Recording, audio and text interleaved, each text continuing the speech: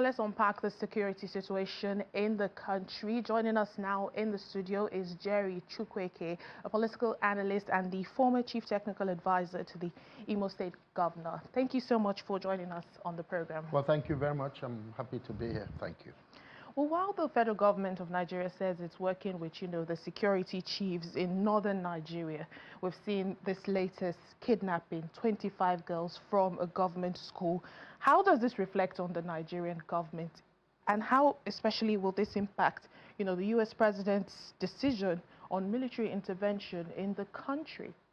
Well, it seems to me, and this is my view, that the perpetrators of this recent act of going after our schoolgirls in KB are testing the resolve of Mr. President and the new security team he's put together. I think they will fail. And I say it for this reason. We know that the security challenge in Nigeria is going on for many years, predates this administration. But the killings have been too many. I don't think there's any doubt about it, that Nigerians deserve safety and security of lives and property. There's no doubt. It's a fundamental responsibility of government. Having said that, we also know historically how we got here. That originating largely from the Northeast was the ideological, the fundamentalism, the jihadism. We understand that. And we don't argue that. And then you can get into how the killings did transpire, whether it was mostly Christians they went after, or they went after also some Muslims. But when you move from that and go into the Northwest, where insecurity also has reigned, it was more of banditry, kidnapping for ransom. It was more of creating chaos enough for people who had commercial interests in certain parts of our people's lands, just to access perhaps rare earth minerals. There's a combination of things, but with an economic undertone. And I make that point because I'll come back to it. Now, when you now move further, you see how fundamentalism moved further through, say, Nasarawa, the pressure in southern Kaduna, in the previous administration, not this current administration, in Kaduna State. And then, of course, where we are in Benue and Plateau, the impact of all of that, and now coming even further in the central of Kwara and Niger, and we see that going on. And in fact, when you go down southeast, the agitation and the insecurity that has come as a consequence. So if you dimension it properly, those that have the economic undertones, you can deal with from a different perspective to say these are largely economic pressures. And I'll come to that in a minute.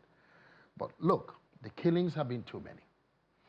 I believe that this president is standing up to this challenge. He understands what needs to get done. And Nigerians ought not panic. I think we're in good hands. I believe that strongly.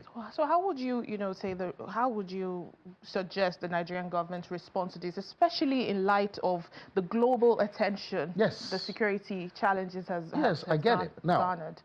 Bear in mind that that congressional act, a country of particular concern, has a 90-day pause. The 90-day pause is remedial, gives the country in question the opportunity to get on with it and solve the problem. I think that's what Mr. President is doing. I don't think we should take the threat of Mr. President Trump lightly. But quite frankly, I think the United States will look at better and more effective ways of supporting Nigeria, so long as we're making the efforts. And that's the key. Are we making sufficient efforts? The effort's already underway. I think that they will find that it will be more strategic to partner with us, this government, to deal with this particular threat of fundamentalism and the jihad, and even some of this banditry and all of the chaos. Because what's happened in KB is simply challenging the new setup of security. And by the way, I think our security agencies and our people, men and women in the armed forces, and those involved in securing our lives, are doing a good job. Can more be done? Yes. But I think that this president understands that Nigeria will be put to shame. We are not a disgraced country. He won't let it happen. I think that what's keeping him up at night is how to prove to the world that we can dig out of this and continue the respect the world has started to give us again, bearing in mind that the real challenge of the threat that Mr. President has made is the economic impact of investment, investor confidence, and how this could impact the results we've been seeing as a consequence of the reform that this president has put in place. That's, I think, where the real challenge is. But I'm confident Mr. President is working hard and will have good results out of it. All right, just very quickly and finally, what would you know, Nigerians right now, they're crying out on social media. What are your thoughts on this? You know, they're crying out and saying, you know, the U.S. president should come and save Nigeria. What would be your message? No. Look, this president, and I'm convinced of this, and Nigerians are capable of standing up to this challenge. The challenge is real. Yes. But can we deal with it and significantly cut it down and get it under control? I believe we can. There is nothing any more important now than ensuring that the gains of the reforms of Mr. President can continue to blossom. We've started to see the results. I think more can be done in the local areas, local governments, for our people to feel more and more of the impact. But let me say this. I think as we approach 2027, that we face another moment of truth in how our system can identify and grow new leadership that will focus more on the common good and delivering what our people are looking for, good governance. Because when you have good governance at the center, at the subnational levels, including and in particular local governments, our people start to feel the impact of the work that is going on.